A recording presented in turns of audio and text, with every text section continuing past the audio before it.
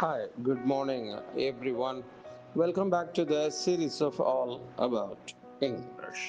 For good measure அப்படின்னு ஒரு phrase. எதுக்குன்னா போதா குறைக்கு அப்படி சொல்லலாம். இல்லைன்னா இன்னும் கொஞ்சம் அந்த எண்ணிக்கையில் குறைவு இல்லாமல் இருப்பதற்காக செய்யக்கூடிய ஒரு ஏற்பாடு இப்படி சொல்லலாம். In addition to something, especially to make sure that there is enough.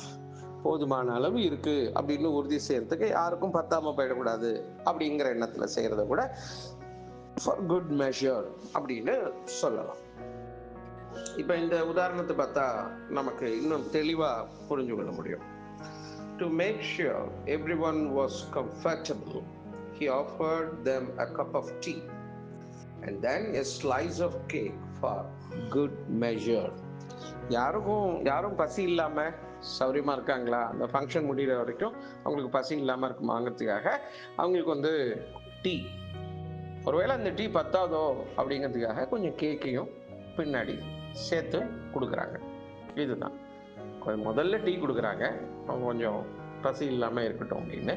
ஒருவேளை அந்த டீ வந்து பத்தாதோ, அவங்களுக்கு வயத்துக்கு பத்தாதோ அப்படின்னு நினைச்சு கொஞ்சம் கேக்கையும் சேர்த்து கொடுக்குறாங்க. போதா குறைக்கு கொஞ்சம் கேக்கையும் சேர்த்து கொடுக்குறாங்க. இதுதான் இதனுடைய அர்த்தம். இந்த ஃபார் குட் மெஷர் அப்படிங்கிறதுனுடைய யூசேஜ்.